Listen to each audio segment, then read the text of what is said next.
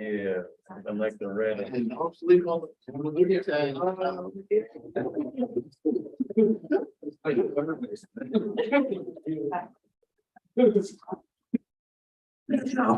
Yes.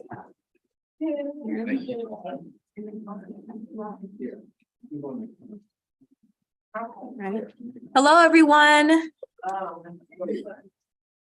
I would like to thank you all for joining us today as I host our Community Wealth Building Conference, our second day, presented to you by the Kepler Institute.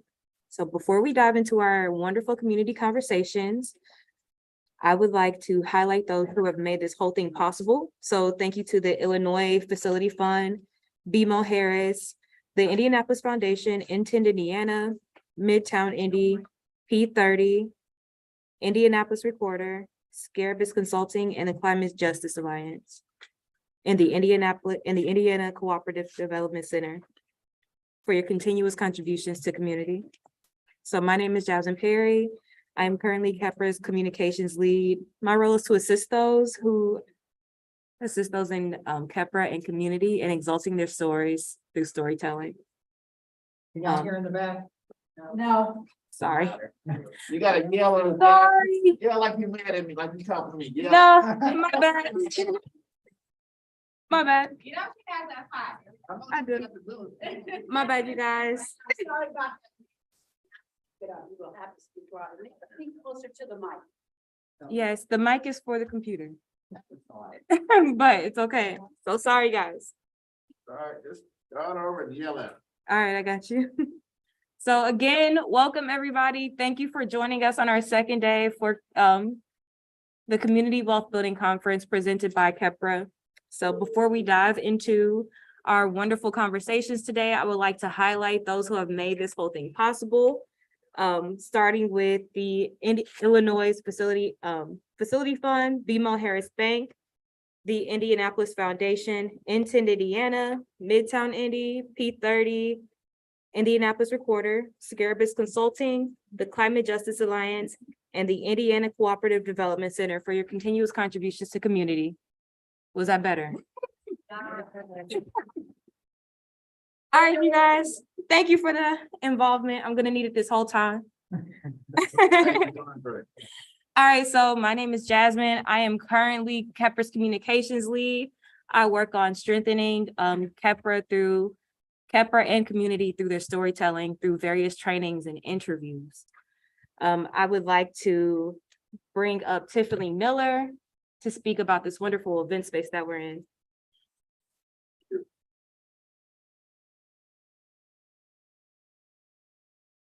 Good morning, everyone. We are glad to have you guys here. Again, my name is Tiffany Miller. I didn't know I was speaking this morning, or I would have looked more professional. My daughter has a cheer thing today, so excuse my dress code. But P30, we are here as an incubator for the far east side of town. This is a co-working space as well as venue space. We have 3 different levels, well, actually 4 different levels of membership that you can obtain to have access to the building. But the main reason that we're here is to disrupt inequality, ignite hope, and launch prosperity. And we want to be a safe haven for young adults and teens, and of course, any small businesses. The venue space is available. We do have tours during the week on Tuesday, Wednesday, and Thursday. You can review that information on our website. Again, my name is Tiffany Miller. I'm the community manager here as well as the director of events. Thank you.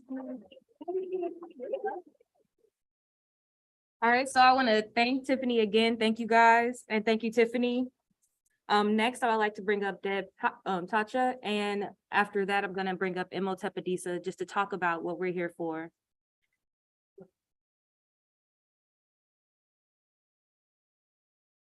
Thanks, Jasmine. How many of you were here last night? Well, not this place, but so I don't know if you realize, but Jasmine was our caterer last night. So I don't know that we really got a chance to thank her. So let's do that now.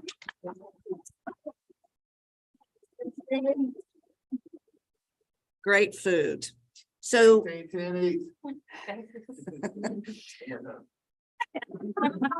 Follow me on Instagram. So thank you all for being here today. I'm Deb Troca with the Indiana Cooperative Development Center. We are a nonprofit organization here in Indianapolis that helps people start cooperatives. In other words, help people come together to start a business together. Whatever type of business that happens to be. It can be a catering business. It could be a marketing business. It could be childcare. It could be housing. It could be anything that your imagination can come up with. You can start a business as a cooperative. And all that means is that you're working together cooperatively or in cooperation with each other to start this business. We have partnered and collaborated with Kepler for a number of years now. So we're very excited to be here today to bring this programming to you to talk about two areas that cooperatives could really make a difference in our lives and in our communities. That's housing and food. We all know that housing has gotten just totally out of sight. It's very, very expensive. So housing cooperatives can help answer that issue with being able to keep prices down. And then we've got a couple of folks, well, one in particular who's going to talk about food co-ops and how communities can come together to provide access to food at reasonable prices. So thank you again for being here. And I'll put a pitch in for our website. It's icdc.coop. So thanks again, and look forward to the day together with you. Thank you. I'm good, I think as long as clear and flat, all over. How's everybody doing this morning? Is Deidre coming in now? No, good. Okay, so I can talk anyway I want. So first of all, glad to be here. It's the first time I've come out to P30. I want to tell a little small story about community wealth building through relationships. Many years ago, pre-pandemic era, we were working on a project at Kepler. We was on the Renaissance Center, and were looking at doing some stuff around social entrepreneurship. I hopped online, Googled, and discovered there was a professor at Butler named Stephanie. So at that, I said, let's go see if we can talk to her about what we're doing. And that year she was on sabbatical. So we went and had coffee with her at the Crossroads Cafe on Boulevard at that time. And out of that, we built a relationship about supporting each other, her work there, our work through the lens. She's married to Ethan, who's really responsible for the vision for this particular space we're in today. We met him through our relationship with her, had some more conversation, and out of that, we're community wealth builders through relationship first and foremost. So I just want to drive home the most important resource in our communities are people first. And I think Jessica talked about that a lot yesterday. And that's how we ended up actually connecting and building community through relationships. The conference title is Community Wealth Building through Cooperation. Yesterday, I repped Marcus Garvey. If you don't know who that is, Google search. One of the most visible historical figures using community building to build the economy at a global level. Unprecedented, never occurred. It's never happened since then. Of course, he spent a little time for being a little too politically incorrect. But the other piece today, I'm repping Legba. Wu-Tang, y'all know Wu-Tang, don't you? One more time. And so, one more time.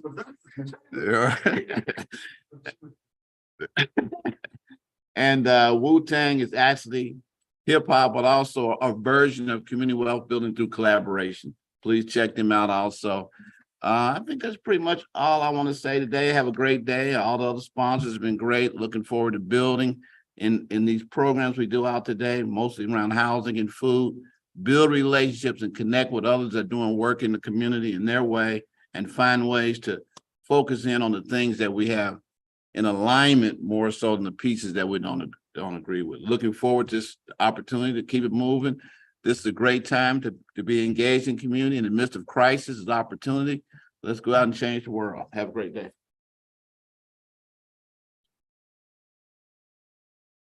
I won't be releasing the album this year. Just so you know.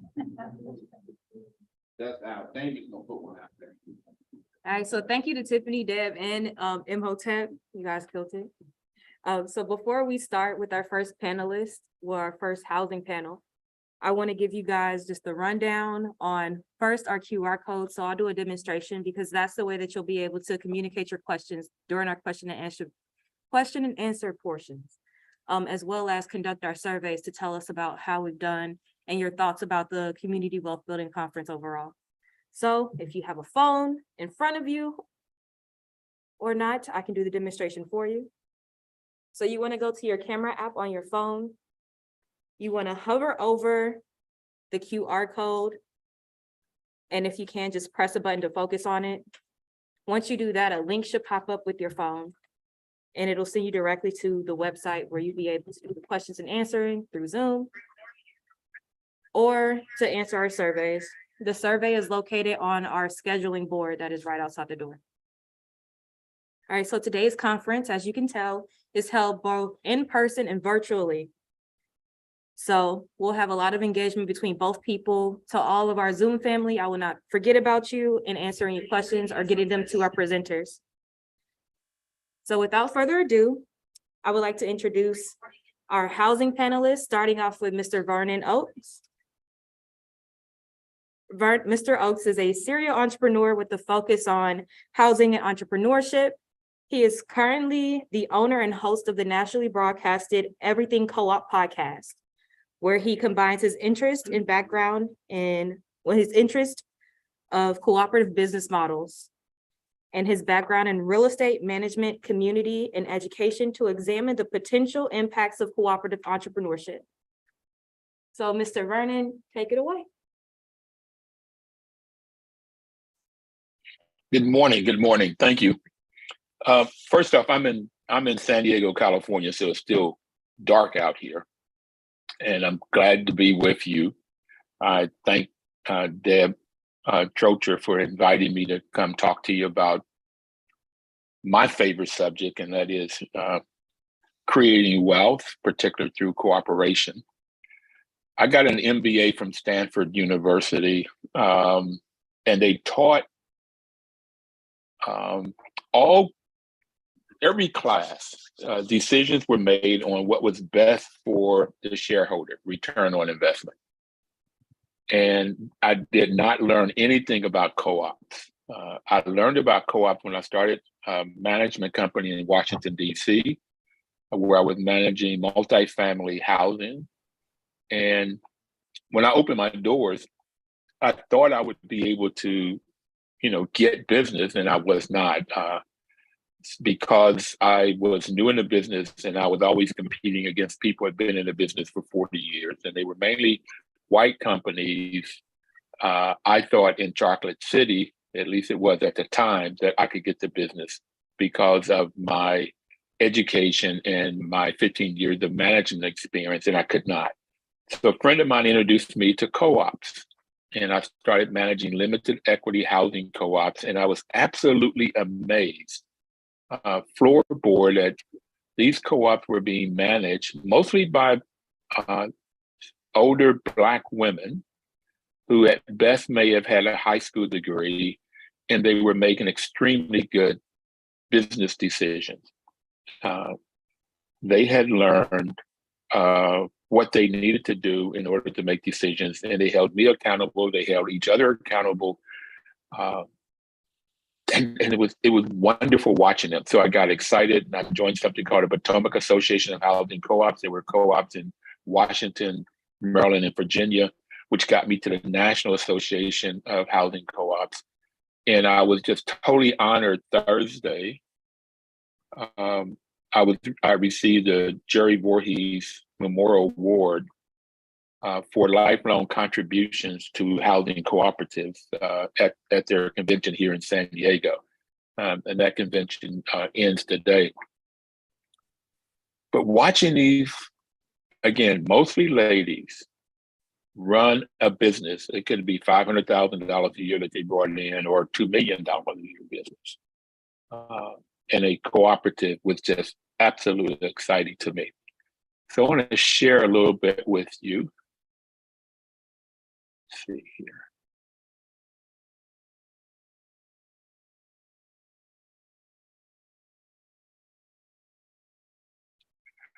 So I'd start off by saying, what is a cooperative? And there's a lot of definitions. Mine is, it's a business that's owned and operated, owned and run by and for their members. And I'm talking to you today about limited equity housing cooperatives. The residents are the members. They have an equal say in what the business does, and they share in the profit. And we'll talk more about just sharing the profit.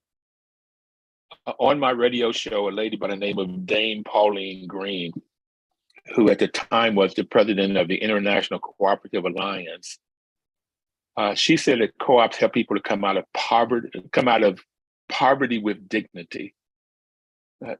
Helps people to come out of poverty with dignity. And I have found that this to be true mainly because of this equal say. Okay, let's see if I can go back.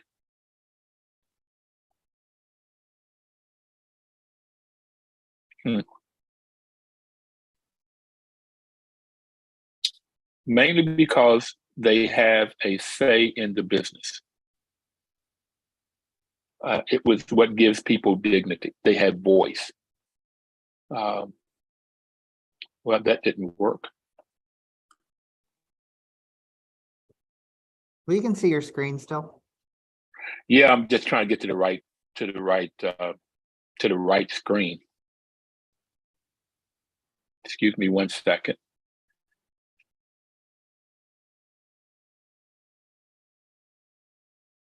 Okay.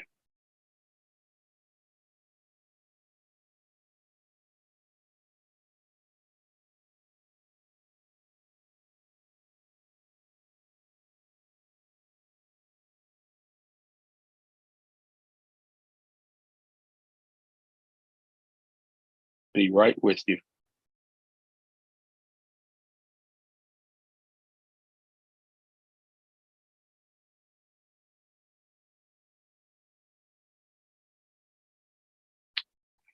Okay, equal say is what gives people the self-worth, the dignity.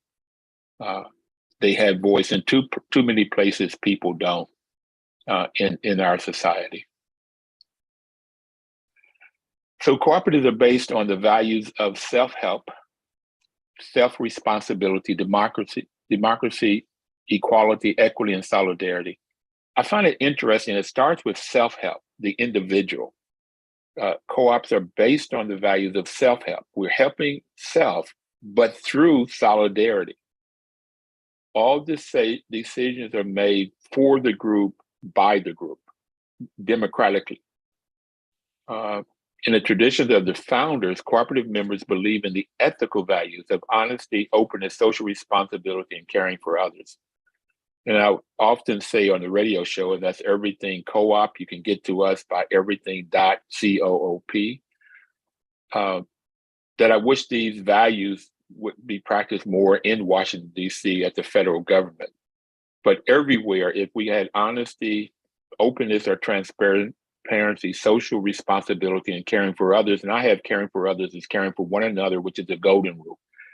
In every deal, when I would make a deal, I'd ask it, I want to make sure that I'm looking at for the benefit of the person I'm doing the deal with, and I want them to look out what's the benefit for me. And if we can do that, we can come up with some really good deals.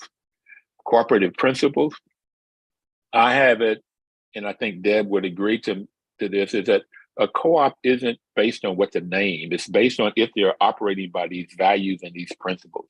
Volunteer and open membership, it doesn't care about gender, race, how much money you have, where you from, it doesn't care. If it's run as a co-op, anybody that wants to come in and join it can join it. Democratic member control, that's one member, one vote. Every member gets one share of stock. So again, it's not based on how much money and how much to give you the power. In a limited equity housing co-op, every family has one vote. member economic participation. You put some money up or the membership fee. Normally for limited equity housing co-ops, that's about 1 month's carrying charge, which is the same as a security deposit in most, but not all. Autonomy and independence, the co-op, the members must control the business. They have to own it and control it. Education, training, and information. This is what I liked about co-op when I first got started, that these folks with, at best, a high school education had the knowledge to run a business. And that's through education, training, information. And that's what the Indianapolis Cooperative Development Center give you, what's happening at the National Association of Housing Co-ops this weekend. It's a lot of education, a lot of training. And a lot of that education, it happens in the classroom, but it also happens in the hallways where people talk to each other. I find that people really share information in this co-op space. Then there's the cooperation among co-ops. And that housing co-ops work with credit unions, with our co-ops that are working with worker-owned co-ops up and down the board to help each other to build this system of wealth, concern for community. Co-ops work for the sustainable development for their communities. So as I told you at Stanford, the capitalistic model says they work on 3 Ps: profit, profit, profit. What's the return on investment for the shareholder? We're in a co-op, they still have 3 Ps, but the first P is people. What's best for the members. The second P is the planet. What's best for the sustainable development for the community. And the third P is profit. You've got to make profit, but that's not the reasons you exist. The other thing on the show, I had this gentleman, Jim Joseph, on the radio show. He's a former U.S. ambassador to South Africa. I met him when I worked at Cummings Engine Company, right down the street from Indianapolis in Columbus, Indiana. When I came out of Stanford in '76, he was there as a vice president. But he was the ambassador to South Africa when Mandela was president, the 3 years that Mandela was president. And he talked to me about Ubuntu, which is a South African way of life. And it says that I am because you are, and you are because I am. This is how a community works to solve problems. And this is what I believe is at the core of cooperation, cooperative. The way of being is the reason that Mandela did not harm the persons that put him in jail, because he knew if he harmed them, he was harming himself. I am because you are. And co-ops are a group of people coming together to solve community problems. That was a definition I had for politicians. I don't think it works that, but the politicians are a group of people coming together to solve community problems. I think that's why that they are elected to solve community problems, but too often they seem to be there to figure out how they can get money. But that's a whole nother subject. Okay, co-ops. If you look at, there was a research done looking at HUD-funded co-ops, and those are mostly limited equity co-ops, versus HUD-funded apartment buildings. And every variable you can think of, the co-ops outperformed the apartment. The physical plant was better. If you looked at 40 years, the physical plant was much better because those residents who became on the board looked out for themselves. So they wanted to make sure that the plant was in good shape for years to come. Where too often in apartment building, could be the same taxpayer dollars funding money for apartment buildings. Those people are in investments and they're looking at what's best for them. And too often, if the roof is not working, they may not fix that roof because that takes away money from them. So that physical plant was better. The residents' quality of life was much better because they created financial wealth, social wealth, political wealth. And that self-wealth I was talking to you about, that self-worth. And that's the reason for this conference, is this community wealth. And I like this social wealth. We are there for each other. We're there to take what resources we have and help our community. And this is the backbone of why African Americans have survived. At least this is my view and conclusion. And I turned 75 this year, so I've had a few years to try to think about this. That we bring it over, and Jessica could talk about it, we brought over from the boats from West Africa this view of SUSUs, or mutual aid societies, where we pinched in whatever pennies we got, whatever crumbs we got from the table, we pooled those funds, and we had borough societies. We created clinics. We created all kinds of things to help us. We created funds to help buy our way from slavery or family members by pitching the pennies that we had. And then it's the social wealth, just working together for each other. And we got a lot through churches, and the churches helped to create the historically colleges and universities. And we did it with basically pennies. But we also found that these HUD-funded co-ops, foreclosures were much less, rents were much lower. There was one co-op in Atlanta, a 2-bedroom was running at the time of the research at $500 a month, and the apartment down the street was running $700 a month.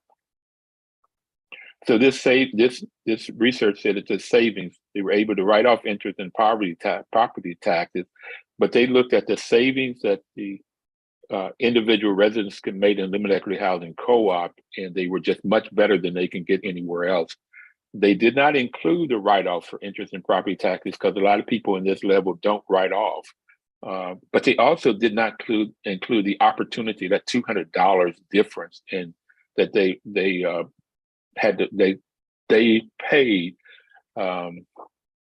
they saved every month from an apartment building. Quickly, limited equity housing co-ops, if you look at Indianapolis, the median family income for a family of 4 is approximately $50,000. The little research I did online in 2019 through 2021. So whatever that median family income from a family of 4 is, what, when we start talking about limited equity housing, who you want to provide housing for, you start there. And you may want to say the affordability is 50% of the median family income. And that would be you want to reach people that make $25,000 or less if you're trying to get affordability at 50% of median family income. And then if you look at HUD has a rule of thumb that housing should cost 30% of the income. So that's $7,500 a year. And that gets to be $625 a month. So can you get, for a family of 4, a 2 or 3 bedroom in Indianapolis for $625? Yeah, I don't have that research, and you can answer that question, but my guess is you can't. And so then it's a question of how can you get multifamily housing that would have the rent for the household at $625? That becomes the challenge. It's doable with HUD financing, with Indiana monies, with Indianapolis monies, and then with some people like LISC to help with the funding. And sometimes the stack of funding may be 7 different groups would provide the funding. Why aren't there more co-ops? It's hard work. The people that live in the housing have to also govern it. They have to spend time after work to run the business. I think also that people don't understand the benefits of cooperation. They don't even know what a co-op is too often. And I believe, this is Vernon Oaks talking, that the 1%ers, those in power, don't want everybody to know about co-ops. And that's for one simple reason. It means that the profit goes into the pockets of the families, the members in the household, and it takes it out of the profit, out of the pockets of those 1%ers. So they won't make laws to support co-ops as a whole. There's the beginning. There's more folks around making laws for co-ops now than they've had in the 40 years I've been in this business. They won't put forth the money to start co-ops. That's why HUD produces more apartment buildings than they do co-ops. That's one of the reasons. So they develop apartments instead of co-ops, even though co-ops outperform apartment buildings for those members, for family members. So that's just a quick, and I would like to open it up to questions and let's have a conversation. Are there any questions? All right, guys, the questions are through the Zoom portal that I told you about. It's on your name tag. I can shout it. Okay. You mentioned that, HUD puts more into apartments than they do co-ops. And you mentioned there were some other reasons. Could you tell what those other reasons are? So I manage limited equity housing co-ops in DC, Washington, DC, in Maryland, and in Virginia. And those three HUD field office hated co-ops. And that's an excellent question, by the way. And I couldn't understand why they hated them so much with the outcomes that I've just talked about, this research. The co-ops are so much better for the members. And what ended up, I had a gentleman that was the HUD person for DC, the field office. He was in charge and he had gotten sick. And so he was off doing consulting. And we sat down for a 4-hour lunch one day and he explained to me some of what I had experienced after that is that when a co-op goes bad, and it normally goes bad because there's somebody in that co-op that is making decisions that are best for them or their family and not for the co-op. Too often, the folks in these buildings have not had access to $500,000 or $1 million that's running through, or $3 million running through the books. And so they want to figure out ways they can either take that money or get assets for themselves. Whenever that happens, what causes a co-op to be successful is when you have engaged membership. This happens when you don't have engaged memberships and people on the board that gets elected stay on the board and then they do whatever they want to do. More often than not, the co-op goes down, it goes under. It goes down by the time, and then HUD won't, even if they haven't paid their monthly, or if they have failed their REACTs, or they have a REACT, real estate assessment center, comes out and looks at the property, audits the property. If they make a failing score, too often HUD may not come down on them for 10 years. And in that time, things have gotten worse and worse and worse. And by the time HUD comes down on them, these people have learned these social skills. And HUD comes down on a group of people that's political, and HUD's a political organization. They don't want a black eye, and too often they get the black eye. So the folks are, in the newspaper saying how bad HUD is.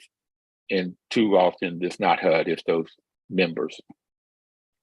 So the people in these three areas, in these three field offices, did not want, because they were not able to confront and deal with a co-op that had gone rogue. Doesn't happen often, okay, but it happens, and whenever it happens, it just took a lot of time. And that's, as I managed, when I would come across those, I didn't have anybody to help support it, be management and the board. And if the board was going rogue, it was very hard to get help. But how I got help at one of them was through HUD. And that's how I met this particular gentleman who sat down and talked to me. And a couple of times I got a National Cooperative Bank who had funded them. I was able to get them to come in and help. One time I got it, and it was the co-op was put into a receivership through courts. So it's awful hard once a co-op becomes rogue to bring them in, because they've got a lot of social skills and they use it for detriment and not for good. Great question. Do we have another one? Yes, so first off, Tony would like to thank you for this early morning presentation. And then he wanted to ask you, how does money flow from a HUD to a co-op? Okay, so HUD has programs. The 202 is section 202, and that's the law that it was passed under. It's how it mostly gets its name. Is normally for seniors, senior co-ops, senior citizens. Normally that's over 55 years old. And that's been the most active program since the 1970s, HUD providing monies. When I talked about the financing structure, if you can get a HUD 202 at either it's low interest, no interest, and sometimes there's some grant money attached to it to get that rent down to $625, or whatever your goal is, what you're shooting for. And then there's a 213 program that's being activated. When HUD it changed its field offices, so the Milwaukee field office is where the HUD programs are going through. So there's a gentleman by the name of Hugh Jeffers, and I'll find his email and put it in the chat or get it back to you. He heads up the National Association of Housing Co-ops Development and Preservation Committee, and he worked for an organization that loaned money, and he's very good at putting together these stacks. But also CDFIs are coming in and helping, and they can work with HUD. NCB had done some HUD, but they don't do very much HUD stuff, HUD funding. But the money normally flows first and foremost through some form of a loan or reduced interest or grant money. And then the second way it flows is most people know about Section 8. So Section 8 are normally vouchers that most people know about, but HUD has had, I'm not sure about right now, what they call project-based Section 8, that they would put so many vouchers into a project. I managed a project in DC that was 87 units. It was 100% project-based Section 8. So when somebody moved in that unit, if it was 50% of the median family, they had to make 50% of the median family income or less. And then HUD would pay the difference between whatever they paid on that 30%, if it was $625, and if the rent was $1,000, then the individual would pay $625 and HUD would pay the balance, which I think is $375, if my math is right. And HUD would pay that every month. So that's project-based Section 8 is how money would flow if they got it. And I also manage a property in a Tidewater in Virginia, and it was a 215 unit property. They had 42 units that were project-based Section 8. So all of the units weren't, but the 42 people who came in would come in on a project-based Section 8. And when they left, that Section 8 didn't go with them. And that's the difference between a voucher. The voucher stayed with the person. In this case, the voucher stayed with the project. So the flow of money comes in two ways. One is when you're buying or building a building and some kind of the loans. And then secondly, it's through this project-based or through Section 8. I hope that answered your question. Would it be possible for the organizers, because he's talking about like section this and section that, to have that sent out to people so that we could do further research? And but he's mentioned a lot of HUD programs, but it would be nice if we could, have these kind of things mentioned and sent out to us. We'll get a cheat sheet put together for you. I'm not sure. All right, so we Thanks. have another 9:30. question from Mike Strode. He wanted to know about your podcast, Everything Co-op. What is the relationship of the narrative and the conversational work done to help people understand how they can develop cooperative models? Could you repeat that one more time for me? Yeah, I'll read it as it's written. What is the Okay. relationship of narrative and conversational work done on that show to the ability of people to understand how they can begin to develop these cooperative models? Okay. So I tried to find, let me see if I can get this up here. So this is the webpage of Everything Co-op. And this past Thursday, Imhotep Adisa, you may know him. He was on the show. This past Thursday. And here I mentioned Hugh Jeffers' name. He's the VP of origination of Centennial Mortgage, and he would be a great guy to talk. That lady was saying she would like to have some of this information about the things I'm talking about. He would be a great guy to talk about that, or help if you had a project to help you to put together the package, the stack of funding. Pueblo de Filipio is he worked with 400 up to 500 credit unions that work in low income communities around the U.S. and Puerto Rico. It's called Inclusive. He came in and talked about that, and you could go in and listen to these radio shows. They're there. We had 4 young people at the Impact Conference, and Jessica Nimhard and Ajawa Ifateo discussed the unsung hero, Ella Jo Baker.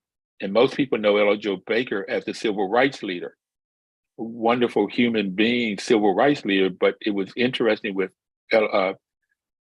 Jessica found out in her research, and then later Ajawa for this unsung hero, that she got her training in co-ops.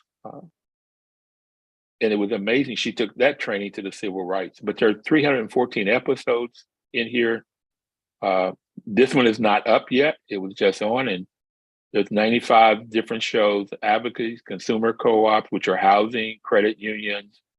They're the different people that do training, financial, technical support, worker co-ops, legal, marketing. So you can go on here, and if you wanted to look at the purchasing co-ops, you could click on that. And those are the 2 people that talked about purchasing co-ops. And you can get who's going to be on the show by subscribing, joining the conversation, putting your email address here, okay, and send it in. And then every week you will get who's going to be on the show. So this is Everything Co-op, and it's everything.coop to get on there. And these are the 5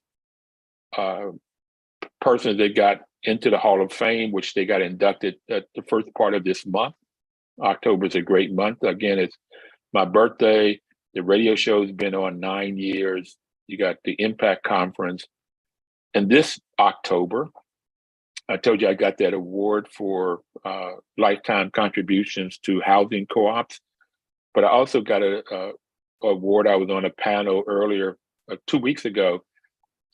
San Diego State University celebrates their Afro-American Studies Department. It celebrated 50 years, and I was in that first cohort of professors. 6 out of 7 of those professors were there this 2 weeks ago, celebrating 50 years. And then I was the first chair of the Afro-American Studies Department. I did a terrible job. That's one of the reasons I went to Stanford to learn how to manage folk. But it was a tremendous, great learning experience for that. But so October is a great month, and we have the Co-op Hall of Fame in October. So you can get a sense of what kinds of programs we have by going and looking at other ones. And I've had people come up to me and say they really like going and looking, whatever their question is, they can more often than not find an answer with these 314 or so episodes. And we're always looking for, and Deb Trocher has been on the show talking about her up and coming conference, which is about food co-ops. And I went up there once to that conference, and I'm looking forward to going again after this COVID thing gets out of the way. Next question. I hope it answers your question. Yes, so you've been in this work for 40 years. How challenging is this moment in housing compared to what you've seen over your last 40 years? How challenging? It's always challenging. There's an ecosystem, a co-op ecosystem, and on one side is the co-ops that are already existing, and this 7th principle of concern for community, and the 6th principle, cooperation among co-ops. So the co-ops that are already in existing forms, and it helps to both provide money. Well, on one side is the co-ops that exist. On the other side you have to find funding. You have to get the training. The training is critical. And I know Jessica talked about that a lot. And she's been on the radio show about 5 times. And you can put her name in and come up with all of the shows where she's been on. and then you've got for funding and training, technical support, and that's what you get from this corporate development centers that Deb Trocher was talking about. You got the legal and advocacy. So that's the co-op ecosystem. And the challenge has always been, how do you get the money to do the training? More often than not, and this is out of Jessica's book, that co-ops that get formed after in about 10 years, 90% of them are still in existence. We're in a capitalistic society, and 90% of the capitalistic business that gets started after 5 or 10 years, they're no longer in existence. Only 10% survive, 10% provide. And that's because of the training and the way that the community helps support co-ops. But getting that training is critical, and getting the money for the training. And that training needs to be ongoingly. It doesn't just sort of start and stop. And sometimes that training will be 2-3 years before the co-op starts. And that's why they have a tendency to be successful. But it's always challenging in getting the money. There was money in the 50s, 60s, and 70s. HUD stopped putting the money in. It looks like they're coming back. There's more happening now. There's more talk. There's a Chuck Snyder fund. Chuck was the president of National Co-op Bank. He passed last November. And there's a fund started in his name to help to create limited equity housing co-ops. And there's different CDFIs. Capital Impact is one out of DC, but they focus on Detroit at one point. They're focusing on DC, and they have different areas where they have to put money. John Hoseclaw would be on the radio show next week, and Chuck, one of his dreams was to start another CDFI, and it's called Rothschild, Alfred, where the values and principles got started in 1844, or written down, not started. And he would be another great resource for funding both. Well, the person is right there in the room, Deb Trocher, to help you figure out where you can go to get money for all of the different things that has to happen. Any last questions? Oh, Ms. Tony? Yeah, I live in a, market value co-op, but my city has both market value co-ops and they have limited equity co-ops. But what they both have in common, Scary text. what they What both have city? in common, What city are you in? South Bend, Indiana. Okay. Thank you. Okay, but what they both have in common is, in order to buy into the co-op, you have to have cash. You know what I mean? So generally speaking, what happens is either people sell their house like I did and use that cash to buy into the co-op, or grandma or grandpa funds what it takes to move into the co-op, which of course means it's mostly middle income people who are living in the co-ops in my hometown, even that's true of the limited equity co-op now. And how do you get it such that people don't have to have, $10,000 or $12,000 or $15,000 even to move into the limited equity one? That's what, I guess kind of has always concerned me is, if you don't already have a pile of money, you're not gonna be able to move into any of the co-ops in my hometown, housing co-ops. I'm so glad you asked that question, because that when you talk about challenges the minute before, I didn't think about that. But that is one of the major challenges on an ongoing way is I said, and there's the member participation, there's some money you have to put in, and then a limited equity co-op, often that is a security deposit. Okay.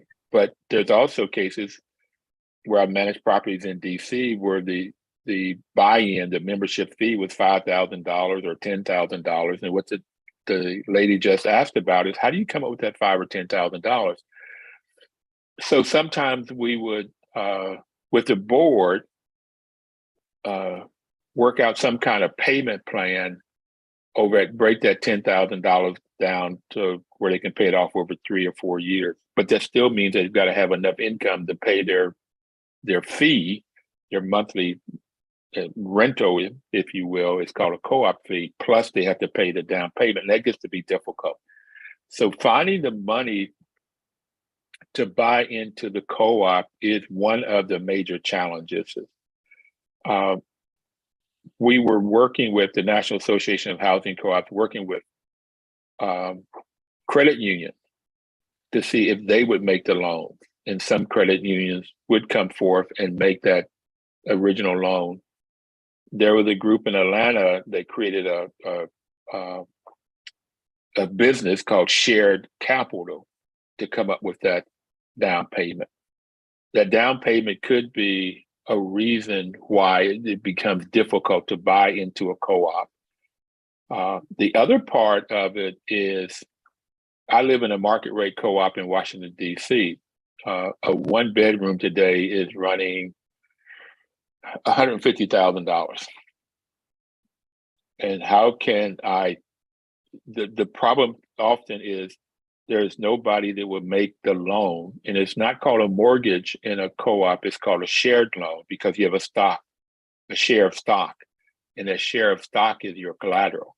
So there's not a lot of lending institutions that will loan shared loans, okay? And when they do, the institution will come and evaluate the business, the co-op, and see how solid it is before they even get to making or looking at how solid the individual is to see if they'll make the loan. So the business has to be approved first for share loans, and then the individual has to be. And so the individual has to come over to down payment, which is difficult, as the lady talked about sometimes, or it's like me, I had it because I was able to sell property or sell different things. And so, and I also bought my unit 15 years ago when they were running $60,000, and now they're up to $150,000. So it's a lot less, but that is difficult. Okay, and that's one of the things to try to figure out in this challenge of who's going to make those loans, and how do you come up with that down payment? And the group in Atlanta started their own company called Share Loan, but the property had to also sign on that loan when somebody came. If I went to one of these properties in Atlanta and they were limited equity housing co-ops, and let's say it costs $5,000, share loan would make the $5,000, and I would have to sign up on the dotted line for that $5,000, and the property would have to sign up. The property got the $5,000, but if I failed on paying it back, then the property had to give that money back to shared capital. So it was an interesting way of coming up with it, but we've also gone to credit unions and CDFIs and different people in NCB to see if they would make these loans, and sometimes they do.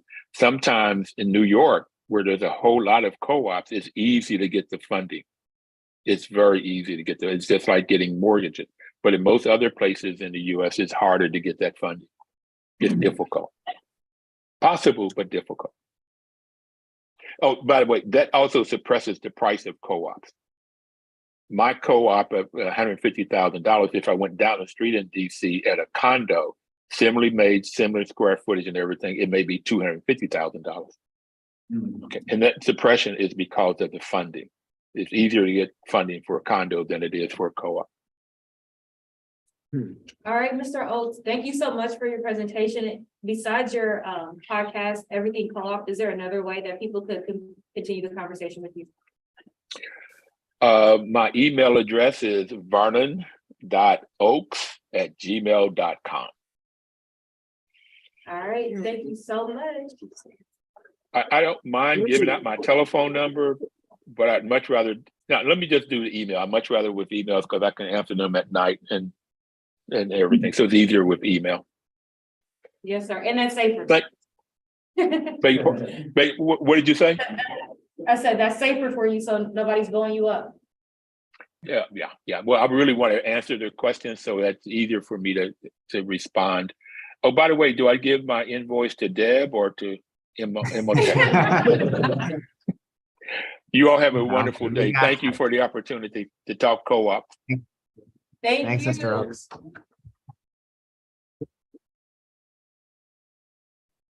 I don't even have to cue you guys up. You're already ready for the applause. So again, I thank you so much for the engagement in the room. Now we're gonna go over to Alvin Sansuego. He is Pepra's housing advocate. He is working to develop Indianapolis' first citywide community land trust. He is also a part of our IDM refinancing program and our Homes for All program. Alvin. All right, thank you. Well, I want to start out by thanking Mr. Oaks, who made this really easy for me. I've been told I have 5 minutes. So I'm going to give just a really skinny version. And then if you have any questions for people on Zoom, put them in the chat and I'll go into the Q&A afterwards and type in answers and or approach me later. Feel free to try to steal a few more minutes. Okay, yeah, Mrs. Fair, the enforcer, has left the room, so. She sent me a really scary text saying, "You have 5 minutes, nod to acknowledge." And she's just like looking at me. Like, okay.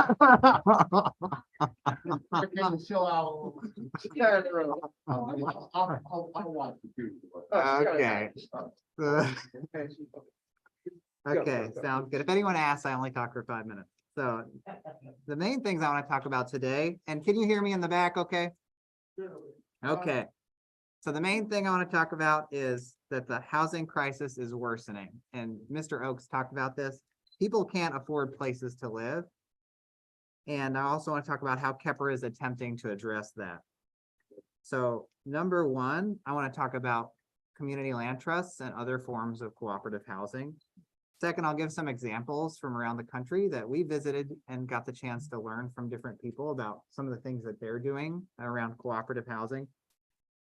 And number three, I'm going to talk about the current efforts in Indianapolis that we're helping organize. So number one, I'll just say that the reason that housing is so expensive is there's a whole lot of reasons. Part of it is that housing has become an investment vehicle. So again, it's about the market. People are, and more investors are buying housing that continually appreciates in value. So again, moving from, instead of the financial value, in more cooperative housing, it's about the use value or the community value that we have in using it and sharing it together. So there's a couple of different forms. So Mr. Oaks already talked about limited equity cooperatives and cooperatives. So I won't cover too much of that. And that's where people basically cooperatively own a building and help to steward it and manage it. And a second form is a community land trust. So again, this is a very formal version of cooperation where there's usually a nonprofit organization that owns land. So it could be land all in one place. It could be a lot of different pieces of land around a city or in a neighborhood. And the way that a community land trust works is it has a board that's democratically elected, usually a third residents who live in the home, so a third who are in the community, who's part of the community land trust, and a third of public representatives or other partners who the community land trust works with. So again, then all these people are democratically elected by the members. And the way that a community land trust, and again, it's a very loose structure. So the community land trust could do rental housing. Community land trust can do housing cooperatives or limited equity housing cooperatives.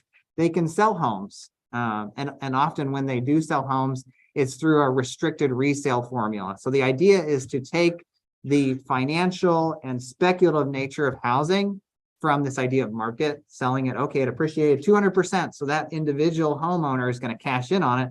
Instead, it says, okay, we're going to sell you this house at a big discount. And okay, let's say you buy it for $100,000. It's going to appreciate 2% every year so that it's affordable for the next family that uses it. So the idea is it keeps housing, whether it's in a cooperative, in an apartment building, or it's a single family home in a neighborhood, to keep it permanently affordable through bringing together people who have the same idea that housing should be used for housing. And how do we steward and care for these resources together? Again, just like other cooperatives, to be able to build community and have housing that people can live in and be affordable. And I would say there's also very informal versions of cooperation. So intergenerational housing. So even like a long time ago, people didn't live in just nuclear families. People lived in many generations in a household, which is a form of cooperation. People share resources with each other and also share wisdom and have much closer relationships with family and community. So again, I think there's familial community and chosen community too. So there's also people who just live together or cooperative living. So second, I want to talk about some examples that we've learned from. So I'm just going to pick out two. One is the East Bay Permanent Real Estate Cooperative, which is based in Oakland, California. So Russell and myself got a chance to go visit them and talk with Noni Sessions and B out there. So a permanent real estate cooperative is very similar to a community land trust in that it's about keeping things permanently affordable. But what they have done is they have sold shares. So they've sold $1,000 shares to folks in their community and around the country in order to build the capital so that they can become their own bank, so they can buy properties, whether it's commercial or residential in their community, to use for their own community interests. So Oakland is one of the least affordable communities. Like, it used to be very affordable, and then everyone from San Francisco moved from San Francisco to Oakland. And now it's really crazy, the housing prices and commercial retail. So they have, I think, been around for about 3 years. And one of their big projects was Esther's Orbit Room. So they purchased a historic jazz venue in the community that's been vacant for a long time. And right now they're working on reactivating it, rooted in really the history of African Americans in Oakland in that cultural context. So they're really cool to talk to. So check them out, ebprec, I think .org, but just if you search East Bay Permanent Real Estate Cooperative, you'll see videos on YouTube and online.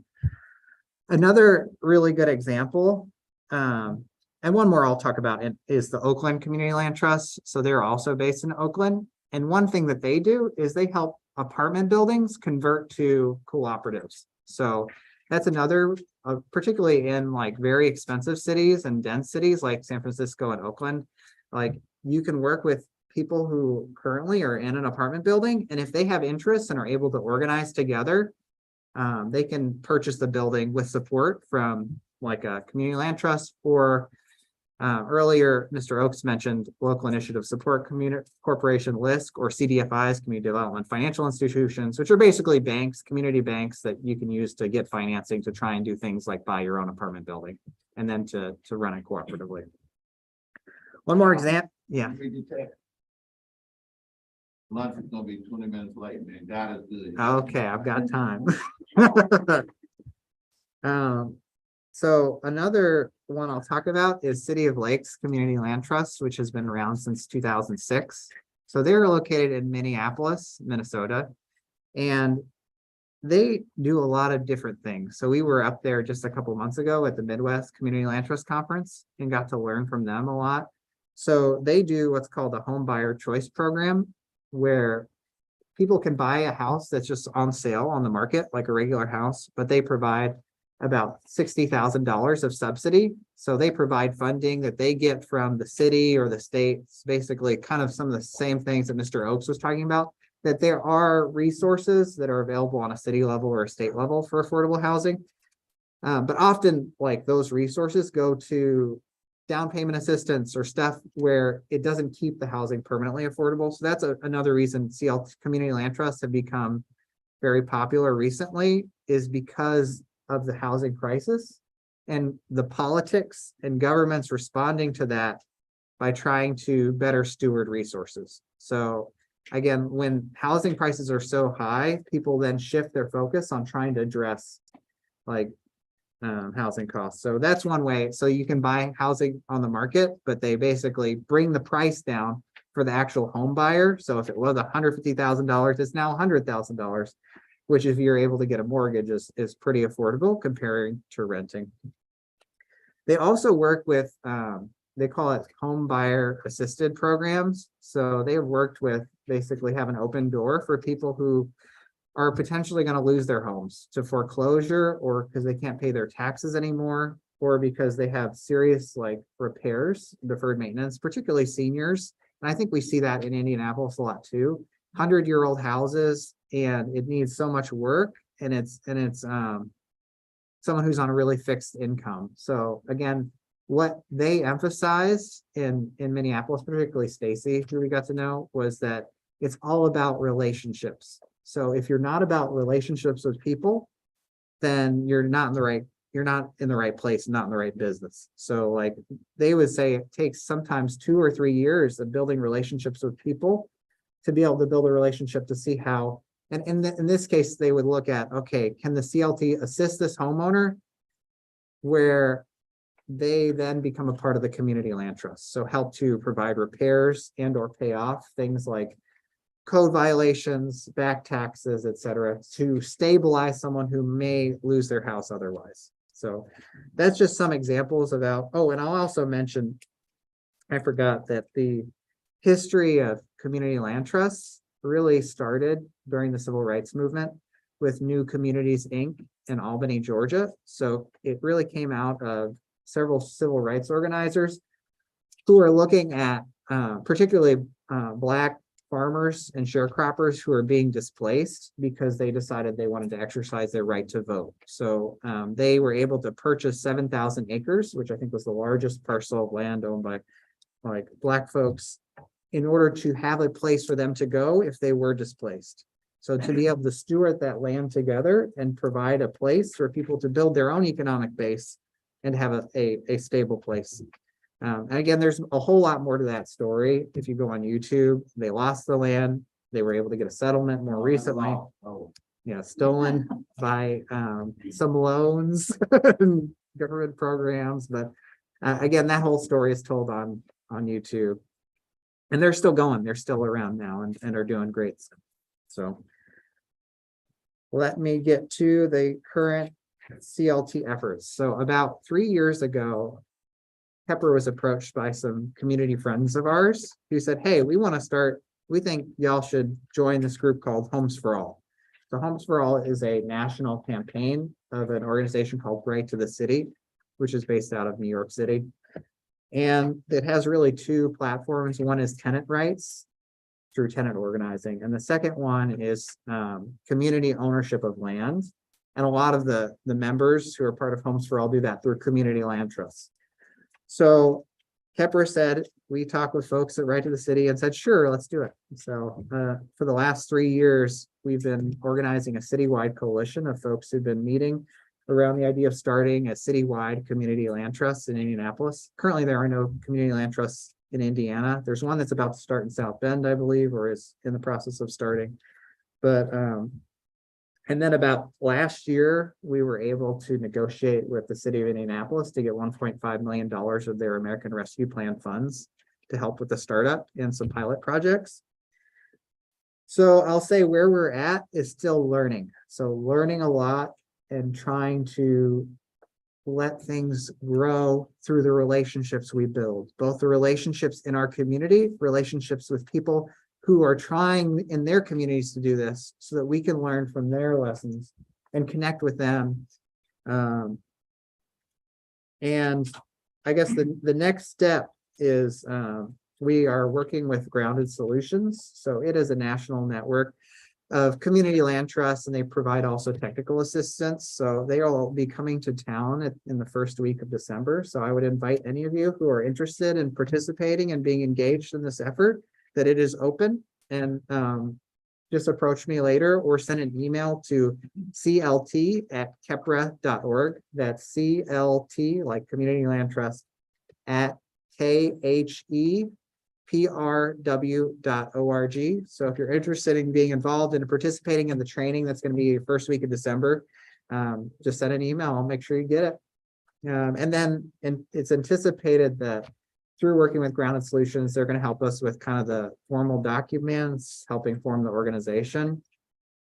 And probably about like midway through next year, the end of next summer, the community land trust would be prepared to start and own properties. I will open it up for questions. Yeah, yeah, it's CLT CLT@kepra.org, KHEPRW.org.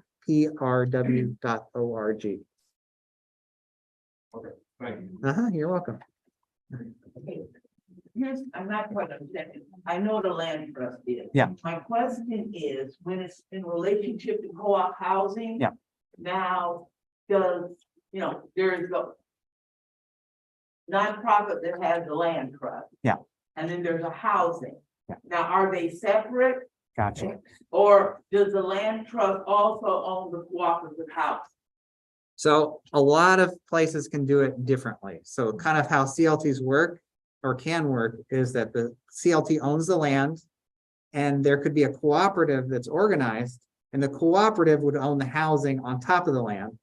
But the CLT helps to either provide support and make sure that the cooperative is like, if they want to sell for profit, they can't really do that. There's certain restrictions for reselling the land.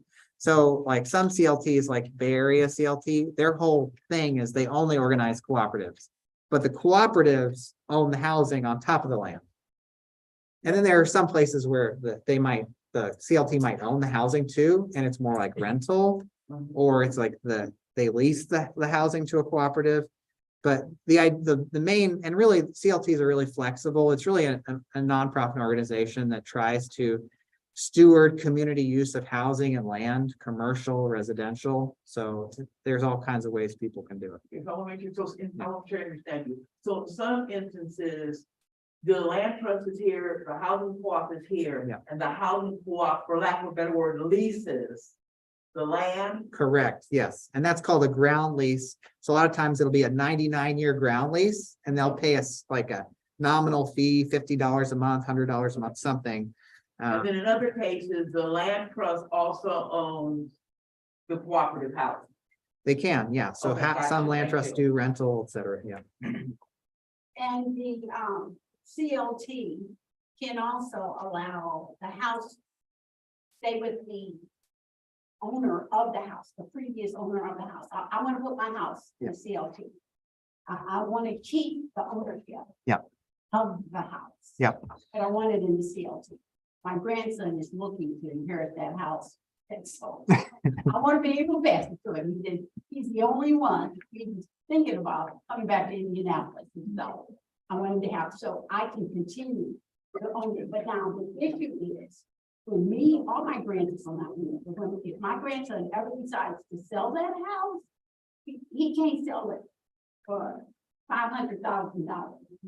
It's a, I'll explain it, it's a, well, it's whatever. CLT. There's a resale formula, a limited resale formula, yeah. And it doesn't mean that you lose your equity necessarily. So in this case, if Mrs. Fair wanted her house to be in a community land trust, she could like donate the land under the house to the community land trust, but would still have title to the improvements. So kind of like a condo works. A condo, you actually own like an apartment, but you don't own the land underneath it. But you do own the condo. So it's similar with a community land trust. If you have a single family house, you own the building and then the community land trust owns the land. And that's how they enforce the restrictive resale. So that's the way that they're able to, in agreement with the person who's in the CLT together, to say, hey, this is what we're trying to do, is have a particular formula for appreciation of the housing. How can you become such an expert on CLT? Let's go. I went to school for theater. And I've been a part of Kepler for about 10 years. So we learn about all kinds of different stuff. Really the last 2 years that I've dug into the community land trust stuff. I said, hey, I want to learn about housing stuff and figure it out. So just a lot of researching, Google searching. You can find all kinds of resources online on YouTube. And then just reaching out to people. A lot of people are really open who are doing this kind of work to hop on a Zoom call. So I would just send maybe 20 different emails to different people to say, hey, you got time for a Zoom call? And most people are happy to do that. So, and I'm also happy to do that if anyone's interested. Again, that same email, clt@kepler.org. So I have a two-part question. One, could you describe the current needs of Indianapolis housing community? Yeah. And then what could everyone in this room do that is local to assist in having a better housing plan? Sure. So I would say Indianapolis isn't unique to other places. I think everywhere housing is unaffordable. I mean, compared to other cities, I don't think it's as crazy as in Oakland or New York City or San Francisco, but we still have challenges, lots and lots of challenges. I think Indianapolis has the highest percentage of properties that are owned by institutions. So that could be LLCs, rental companies, or even other institutions that own housing. So, and that really, I think was partially maybe a result of the foreclosure crisis, where all the investors bought up a lot of the properties that were foreclosed on. So I think that the need is the same everywhere, which is housing that is not in the speculative market, that is all about an investment vehicle where investors are extracting resources from people who live in the housing, but one where people have, just like we talked about other cooperatives, have a voice and have control over their living conditions and are able to build community with each other and to support each other in that. So I would say, so I think for both, like there's a need for rental and affordable homeownership opportunities, cooperatives, kind of the gamut, how people can support local initiatives. So again, welcome you helping join this effort to figure out how we're going to do it here. So yeah, please join us. And again, I don't think a community land trust is going to solve the problem. I mean, I think it just kind of like Dr. Gordon Emhart, if you were here last night for her speech, she talked about a mist that turns into the river, or snowfall that becomes a flood, that it really is going to take many, many efforts everywhere to make a difference. But again, I welcome y'all joining our efforts. Follow our question for you. Sure. With the Federal Reserve Bank continuing to raise cost of money Yes. to try to fight inflation, what kind of impact do you think that's gonna have on housing in general and the community land trust model in particular?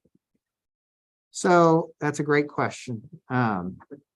So I think the interest rates have more than doubled on mortgages over the last like 6 months. So I think the average is like 6.5%, 7% now. And the cost of money increasing is going to impact the housing market. So it's very likely that in the next year or two, there could be a downturn, or it may not be as big as the 2008 foreclosure crisis, but it is definitely probably in for a correction of some kind. So it presents both an opportunity, if there are organized community that can put together their resources to be able to purchase housing and compete with investors who are going to do that, to help stabilize people who may have struggled to pay their mortgages or et cetera. So if we're able to, I think, leverage resources, bring resources together in our community, and leverage federal dollars from the American Rescue Plan and other sources of big federal stimulus funding that have been coming down, I think there's an opportunity to increase the amount of community-owned land and housing and commercial space, et cetera. I think the challenge is that money is more expensive. So it also might tighten where you can get financing from. So unless you have really good relationships with people who have money, which I think that's the next piece, whether it's community development financial institutions, like we've mentioned, who have a certain mission. I think does that answer your question? Sound pretty good. We'll see. I'll keep on let you know. Call you back, David. Okay. And then I'll take one more question from Ms. Tony. I just wanted to say, in South Bend, we have a real interesting, like I said, most of our co-ops in South Bend are Yeah. either limited equity Yeah. or market value, but they're multifamily housing. Yeah. We do have one that's really interesting, which is single family housing. So it's a single family housing co-op. Mm. And it was infill. So already existing neighborhood have 2 houses, a vacant lot. Yeah. 1 more house, a vacant lot. And, you rarely find that single family co-op, housing co-op, but it's really interesting the way it was developed. Mhm. Yeah, thank you. And that's South Bend Mutual Homes. Huh? I think that's South Bend Mutual Homes. So if you want to look it up, yeah. It has, I think it's like, I forget, there's not more than 10 houses, right? but there's like 100 and some people on the waiting list. Some people will never, ever get a house, but I think it's 120 people on the waiting list. Yeah. And in order to buy into that co-op, which to me shows and all that there's a real need for single family co-ops. And I think, the city, because the money came from a variety of sources, okay? But I think it just simply shows how government is so stuck on doing apartments and all, multifamily housing, that they don't give a constant thought to doing single family co-ops. Now, don't do single family housing. Yeah. Okay, but it's a traditional thing, you go to the bank to get a loan and Yeah. And, but the programs that are doing that don't have 130 people on a waiting list. Thank you. All right, so let's give a round of applause to Alvin.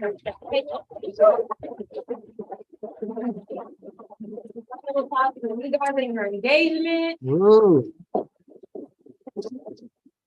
and as you guys can tell, we are on a delay. It's about a 15-minute delay. So we're gonna be pushing lunch back to 12:30, and you'll see that a lot of our panels are pushed back as well. So before I let you out for break, which is a 5-minute break, I do want to make you aware that the Keurig that's in this little station is not working currently. What? The Keurig, the coffee machine. So we do have the other option at the front cafe for you guys to still get free coffee. Or you can pay for any of the other drinks that they have available up at the front. And I'm releasing you guys to get 5 minutes. We'll come back for our food panel with some great speakers. We have Jordan, we have Amaha, and we have Ashley Gervis to look forward to. Thank you, guys.